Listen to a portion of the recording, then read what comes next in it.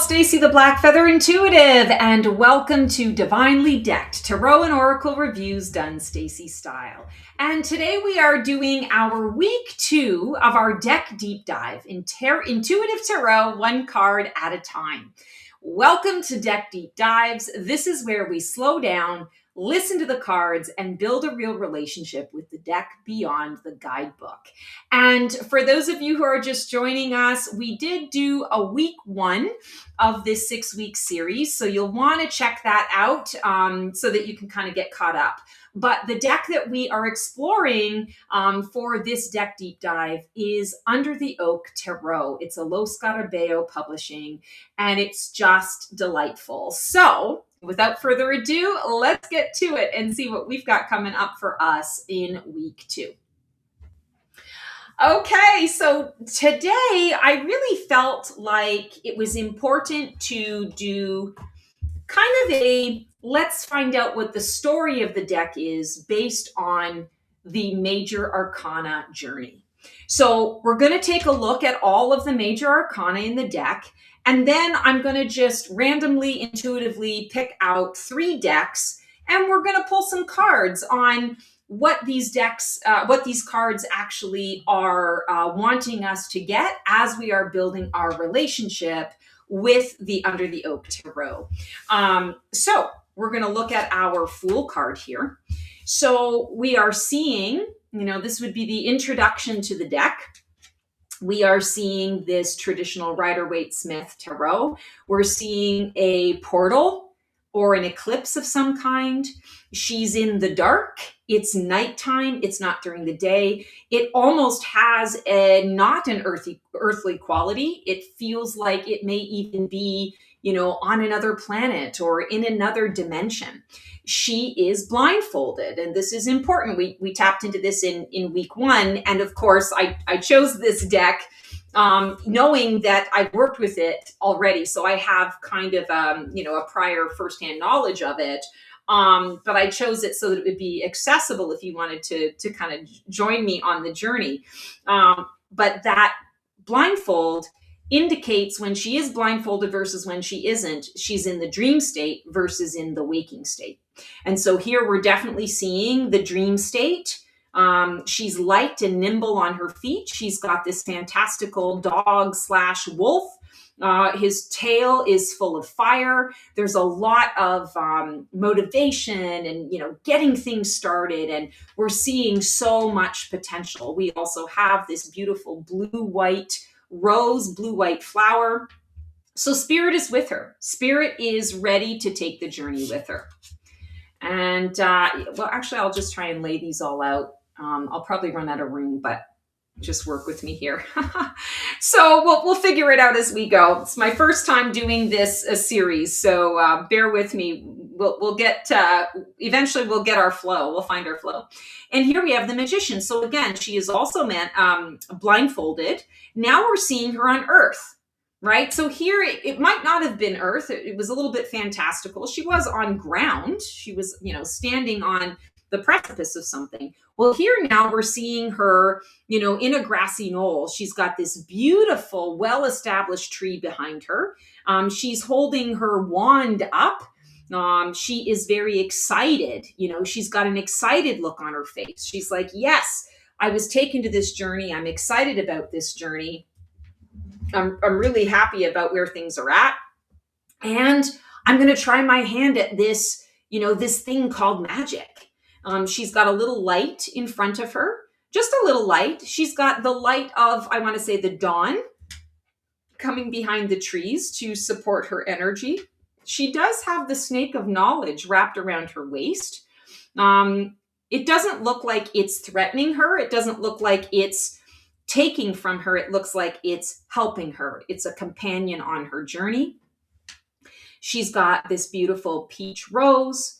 She's got a blue rune, and she's got, it looks like, like a crystal almost. So there are a lot of orb-like shapes here. We've got sunlight streaming through the tree. So from this to this, she's saying, I'm ready for the adventure. I'm ready for the journey. Let's do this. the High Priestess. So we acknowledged this, or we went through this card in the last video. So I'll just kind of keep it light. But here we have a stork. We don't have a person, we have a stork. And a stork brings good news. A stork brings a new baby to life, new gifts. There is a scroll here that the stork is looking at, not a scroll, a book. So the stork is reading the book, or perhaps the book is what the stork is bringing. It's guidance, it's wisdom, it's information, it's instruction, a how-to guide. We have the moon energy being reflected in the water below the throne of the High Priestess. It's interesting that the High Priestess is not present. So either we could interpret it as the High Priestess is the stork, bringing news and wisdom, or we can say that the stork is leaving this gift behind for the High Priestess to really rise into her duties, her thronely energy, to rise into her identity. So not part of the girl, but somebody that the girl is going to lean on, perhaps, for support. Here we have the Empress card. I apologize for the weird lighting. Here we have the Empress card, and the Empress is like a griffin.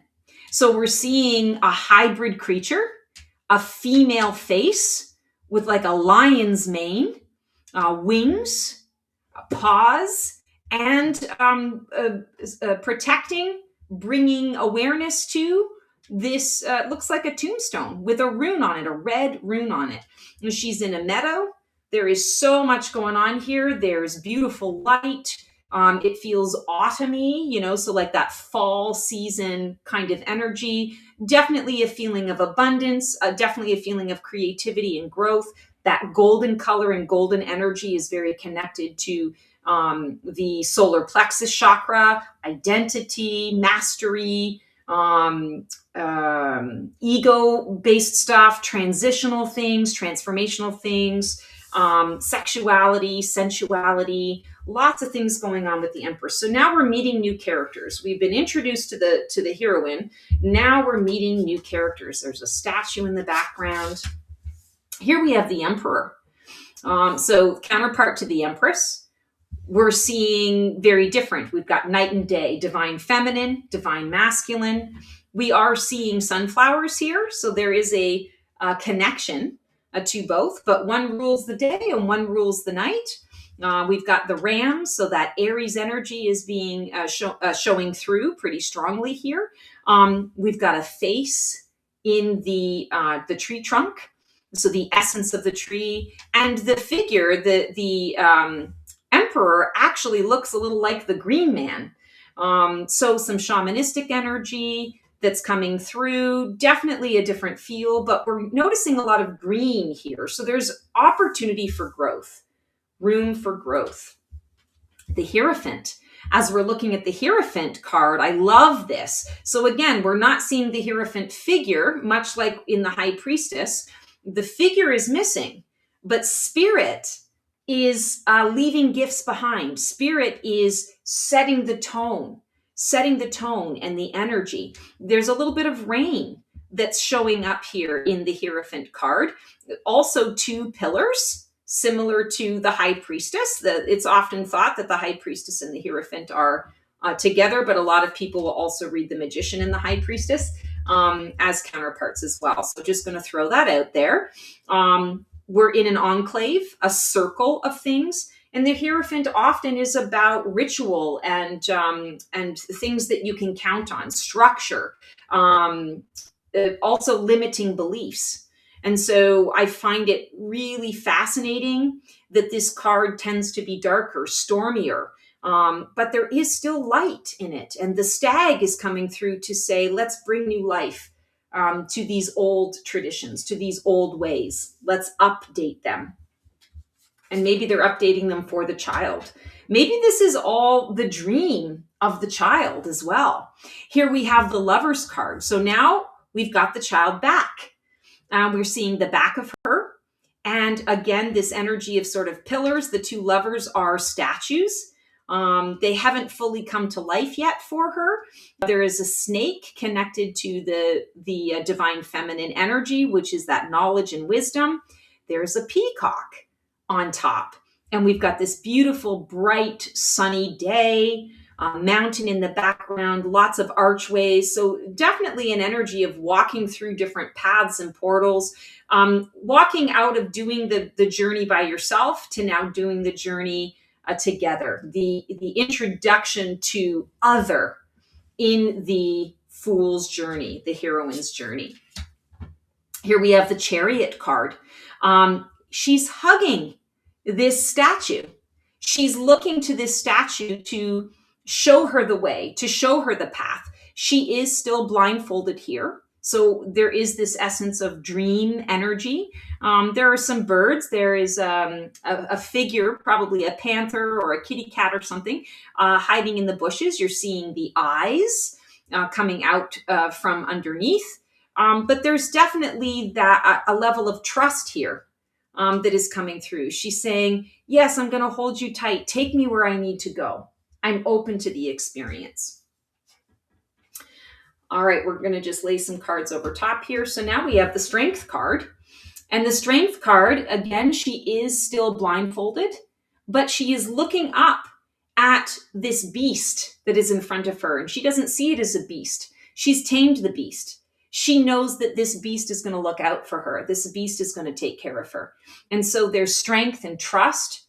There's empowerment. There's so much yellow in this card deck. It's just beautiful. And yellow, again, is that solar plexus chakra. Mastery, identity, co-creation, personal power, transformation, boundaries. Also, the yellow, the solar plexus chakra comes right after the sacral chakra, which is our sexuality, sensuality, creative expression and flow, and the ocean of our emotion. So there's just a lot of coming to life that is happening here. And we're going from a lot of, sort of darker imagery to now moving into the world, right? The land, the earth. Now we're back into the nighttime. She still is blindfolded, but she's starting to trust her intuition a little bit more. She's on a journey. She's got a friend that is taking her where she needs to go. She's feeling really confident and comfortable with that. She's reaching for the stars, but not just for any star. She's reaching for her star. You could also interpret this as she's putting her star into play. She's saying, let's take a look. I'm ready to add my magic to the mix. The wheel. So we don't have a figure here in the wheel. We have a lot of creatures, and we have a maze, a labyrinth of sorts. And so when we talk about the wheel of fortune and change, again, we've got a lot of yellow. It's connected to our ego. Our ego is the one that makes the judgment. Are we happy about this change, or are we not so happy about this change? But it also shows that the spin of the wheel, she's not alone. No matter where she lands, she's going to have a creature or an element or a rune that is going to support her. Whatever comes out of it, she is safe and protected. Here we have the Justice card. Again, dealing with a statue, but this statue looks like it's partially coming to life. We're seeing a lot of sunshine during the day. It almost gives the impression that it's almost like the center of the wheel, the center of the labyrinth, because we have all of these water tributaries, water pathways that are leading people to this particular fountain, leading people to justice, leading people to the truth. We also have these beautiful crystals that also are giving the impression that this statue wants to come to life. This statue wants to be something more than just stone. It wants to matter. Here we have the Hanged Man. And so this is the first time that we're seeing her now without a blindfold. Her eyes are closed. She's sleeping. She does not look like she's in distress. She just looks like she's been turned upside down. The seasons are changing, and it almost gives the impression that she's a little bit older here too. So growing up, she's been through this interesting journey. She's met these different statues. She's come across these different energies, and now there's a bit of integration going on. Integration is not normally a characteristic that I would attach to the Hanged Man, but in this card deck, I feel that this is part of her story. integration that is occurring. Now we have the death card, and we're seeing her here. The blindfold is back again. We're seeing all of these little foxes, and they're running away. They're running away from fire, and there's this big menacing, if you think about a nightmare, this would be a figure in a nightmare, this big menacing thing that is standing. Of course, he's on top of the hill while she's kind of, lower down. So it makes him look even more menacing, right? He's got these big glowing red eyes. But what's interesting about this is she's not running away. She's standing and she's curious. Who is this figure? Why are these creatures, my friends, running away from this figure? Are they running away from the figure, or are they running away from the fire? I'm curious what is on the other side of it, but am I brave enough to actually face this monster, this creature, this demon, in order to see the other side? Can I really trust it? What is it really trying to do? So she's curious about death. She's not running from death. She's curious. And maybe there's a little naivete in that, but I admire her bravery. I admire her courage. Here we have the Temperance card. Temperance always comes after death, which gives us a chance to kind of regroup, to wash ourselves off, to get adjusted. Sometimes there can be shock that's happening, and so we're just trying to regroup and rebalance ourselves. And the Temperance card, we have a new creature that's being introduced. It's definitely a bird-like, a hybrid bird-like energy, and there are eyes on the wings of the bird. We're also seeing, this is really interesting. So the liquid that is usually passed from one cup to another cup is actually it's nectar that's being passed between two flowers. And the bird is not necessarily making that happen, or maybe she's intending it to happen. Maybe she's using magical energy to make it happen, but she's not physically using her wings to do the work. And I think that's really interesting. I'm also really drawn to the orange and the red. So like I said, when we're talking about the yellow, that's our solar plexus chakra. Well, now orange is the creative expression and flow, our ocean of emotion that is coming up. And the red energy, the root chakra, I feel safe, I feel secure, I have all of my needs met. I not only survive, I thrive. This is a soft place to land after a traumatic experience. Here we have the Devil, and we've got our heroine back, and she decided to greet death. She decided to go up there and meet him, and she's been a bit ensnared. She's been captured. There isn't another figure that's been captured with her. She's been captured, and she's looking sad. We can even see tears coming out of her eyes, even though she's blindfolded again. She's definitely not understanding how her curiosity ended her up in this situation. And I do feel with this particular depiction, unlike other Rider-Waite-Smith Tarot depictions where they can easily get out of it, it's like they're self-entrapping themselves. She can't pull this over her head, so she really is here to learn a lesson. And I feel like this Devil card, he's really trying to show her where she maybe took a wrong turn, where she went wrong. So this is the part, I want to say this is not the climax, but this is the sad part of the movie, right? Where, she's in peril, she's in trouble, and she doesn't know how she's going to be able to get out of it. And so a lot of times when we're in a space like that, we can often surrender because we don't know what to do. We lose a little bit of hope. We lose a little bit of faith at that point, but we'll see if she gets it back. So now we're at the Tower. And when the Tower comes, it's a complete shift. It's complete oblivion, right? It's a complete shift in our experience and our understanding of what is transpiring. And what I'm feeling here is this lightning strike has hit this tree. It's broken the tree all up. Well, we're noticing this tree here, and not that she's attached to the tree, but she's attached to this environment, right? She's attached to this energy. Well, now the energy has been affected. And while it's scary, and that fire is raging, and she's got her blindfold on, and she's got her hands on her head. She's getting ready to kind of she wants to pull the blindfold off, right? Oh my God, this is a nightmare. This is so scary. What she's not realizing is this is the thing that's going to break her free. This is the thing that sets her free. And so then we land on the Star card. So she has been set free, and she's standing in the water now. She's rinsing herself off. She's recharging and rejuvenating. She has seen her shadow side. She's experienced her shadow side. And she also remembers the essence of the light side as well. And this is what she's trying to kind of blend, to harmonize, to bring into being. I don't want to be this anymore, but I understand why I needed to tap into this so that I can have a vision for who I'm becoming. And again, she's blindfolded, still blindfolded. The moon, this is always a really interesting card for me in this deck.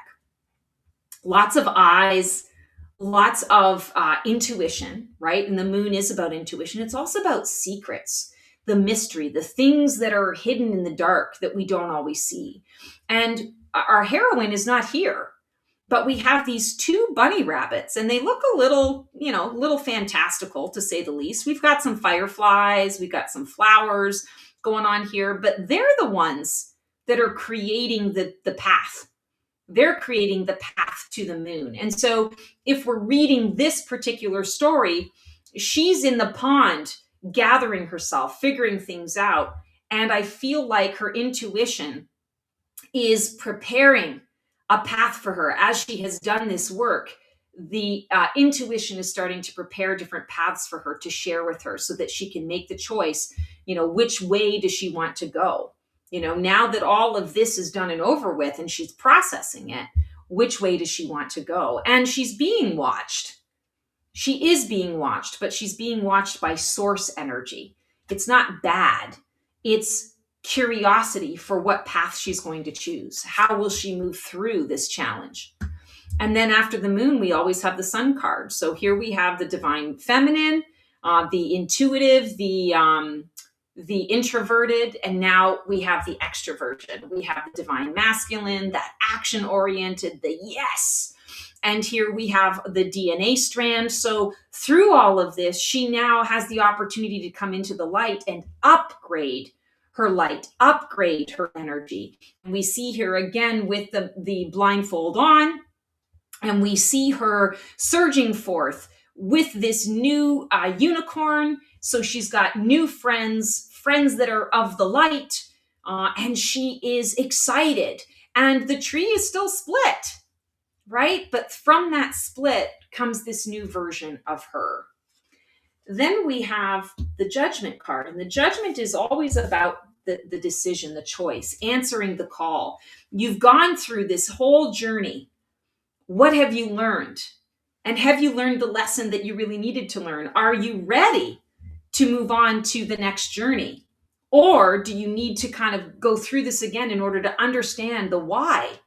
And she's surrounded by all of these beautiful creatures that have been on this journey with her. And these are the rabbits that I feel were, helping to create the pathways, the options for her. And now in the daylight, they're supporting her. And they're saying, here's the choice that you have. You can go this way or you can go this way. You can do the journey once again, or you can move into the next. There's no right or wrong. We're not choosing for you, and we're certainly not going to judge the choice that you make. This is about your judgment. This is about you answering whatever call you feel you need to answer. And she's in this beautiful green dress. And the green dress, the green is all about healing. It's about heart energy. This process has got her closer to her heart space, has connected her to her heart space. And so where does that leave her? For the first time now we see her, she's no longer blindfolded. She has chosen to move forward in her journey. And what we're noticing here is the dreamlike state, the dreamlike elements are now beneath her. And she has chosen the path of the world. She has chosen the path of earth energy. There's wisdom in her choice. She is protected. She has woven her lessons surrounding her. It's her lessons and the wisdom of those lessons that protects her. And this is just really, really beautiful. She's smiling, she's happy, she made it, and she understands now the purpose of how that all went through to show her who she can absolutely and actually be. And there's more green in this energy as well. So healing, choosing heart energy, and coming full circle. So it's a really beautiful story when we're talking about, what is the individual story of this deck. And every deck tells its own story. And the Major Arcana is always the best way to go about learning that. So now I think what I'll do is I'll just shuffle these cards up, and we'll pull 3 at random. And then we'll just ask some questions about, about the cards, about the deck itself, and kind of how it wants to work with us. So let's just sort of see what comes through. We got 1. I'm not used to shuffling such a small pile. It always feels so weird. 2 and 3. All right, drum roll, please. All right, we're going to be exploring the Devil, the Fool, and the Sun. So let's introduce ourselves, first of all, to the Devil. Who are you in this deck, and how do you want to work with us? So we're going to just shuffle up the rest of the deck, and we're going to pull a card to see what messages the Devil has for us in terms of its identity in relation to the deck and the story. 7 of Swords. So I feel like when we're talking about how this deck wants to work with us, is it's pointing out where we delude ourselves. It's pointing out where we often sell ourselves short, or we feel as though we need to cheat the system somehow in order to get our needs met. And by cheating the system, it's by avoiding the dark, avoiding the shadow, avoiding the integration of that aspect of ourselves. I love that there's an owl in the center of this card, because the owl is wise. The owl presents a lot of wisdom, a lot of knowledge. And there is knowledge when we're talking about integrity, when we're talking about issues of honesty and being able to face things that are not always easy to face, but we still need to face them. And I feel like this is giving us encouragement. The Devil says, I'm here to show you those aspects of yourself that you keep running from, but that actually really need to be seen, felt, heard, and integrated into your story. That's really cool. When the Devil appears in a reading, when you appear in a reading, what are you here to awaken or to disrupt?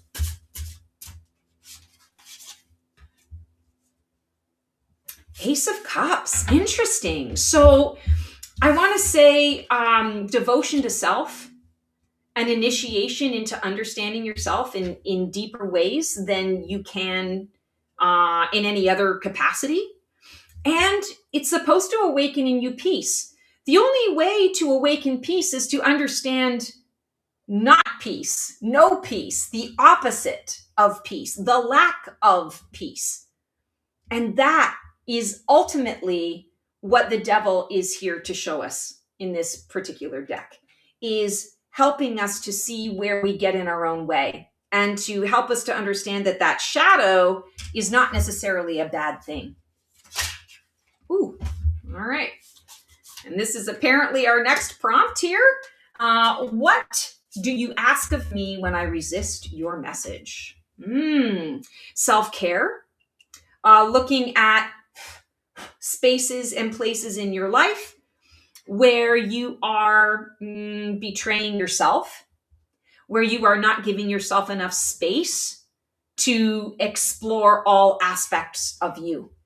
It's easy for us to look at the Devil and run away from it and say, yeah, that's not me, not my circus, not my monkeys. But yet it's a natural part of life, right? We all go through it. We all have to experience and explore that. Really liking that. Okay, let's do the same now. I'll just move this off camera. Let's do the same now for the Fool. and see what the Fool has to teach us, has to work with us. So Fool, who are you in this deck? And how do you want to work with us?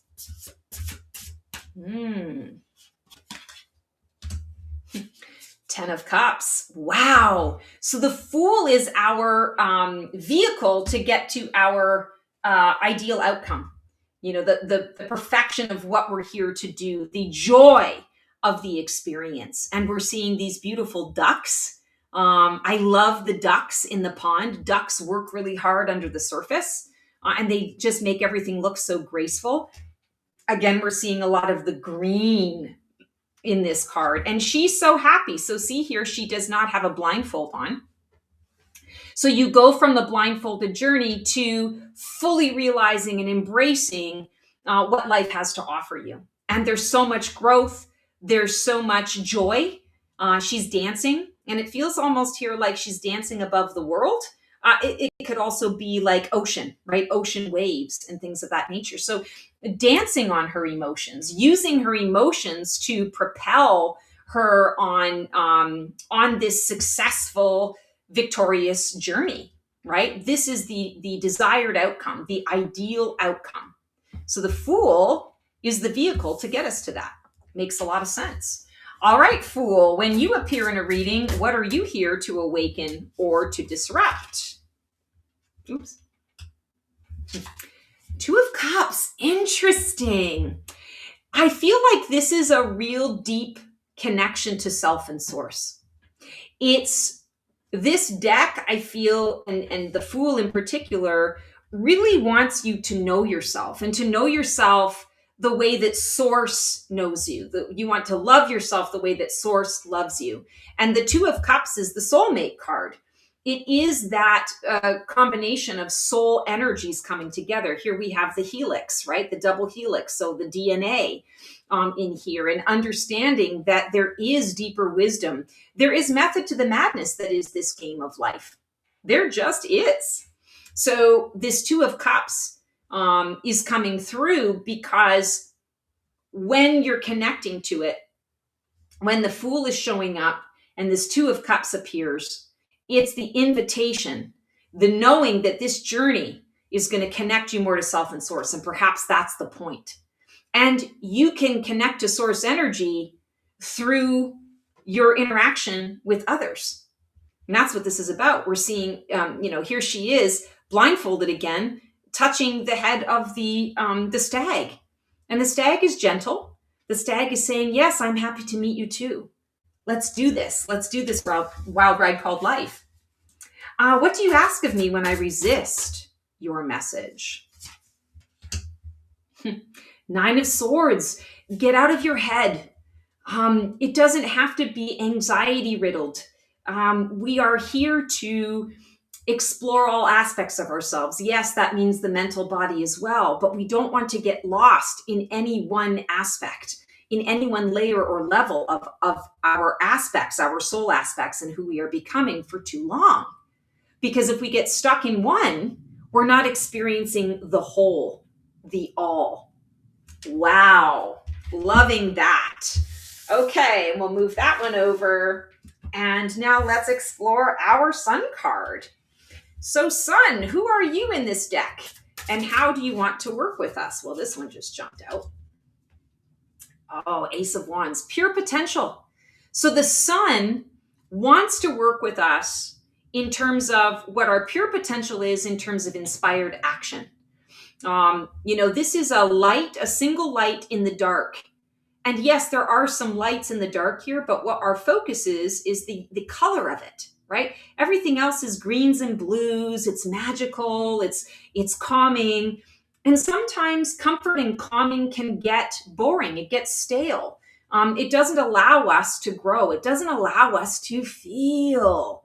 And the Ace of Wands wants us to feel. The Sun wants us to feel, wants us to grow in connection to our journey between self and source energy. Love that. All right, Sun, when you appear in a reading, what are you here to awaken or disrupt? Justice. Yes, the Sun is the light of truth.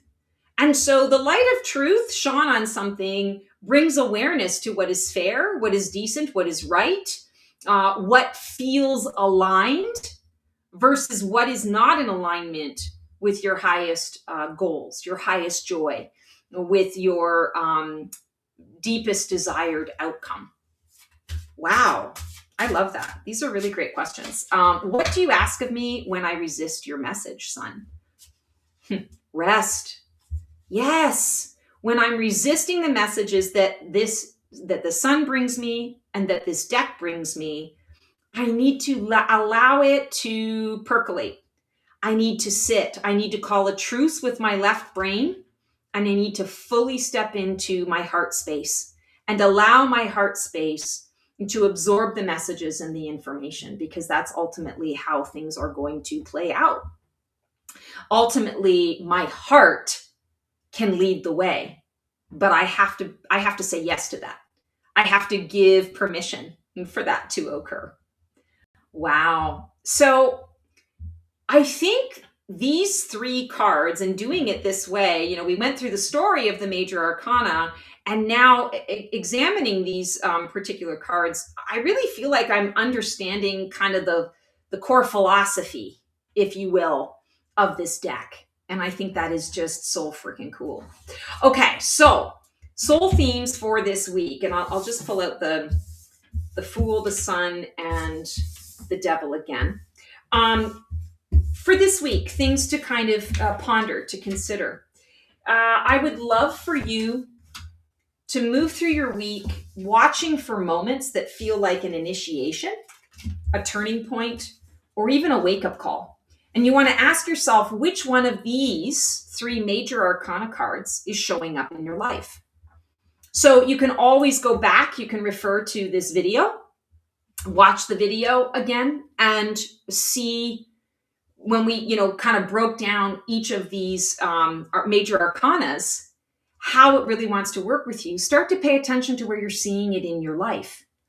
And, you might start to say to yourself, oh yeah, this feels very much like a devil moment because I've got a lot of resistance to it. I'm not wanting to look at that part of myself. This is a devil moment. Or the Fool. Oh, this feels like a really exciting opportunity. I wasn't anticipating this, but wow, I think I want to do it. Let's do it. You're going to feel that Fool moment. Same thing with the Sun card.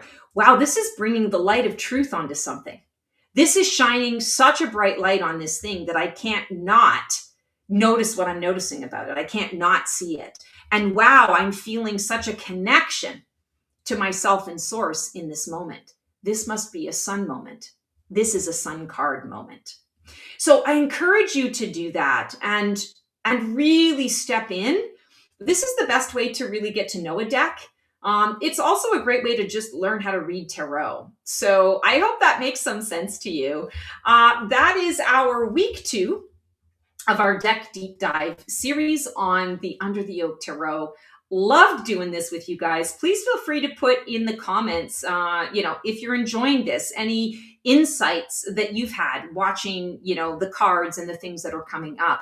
Would love to create a dialogue with you guys on this, and to also make sure that this is the kind of content that you're really enjoying.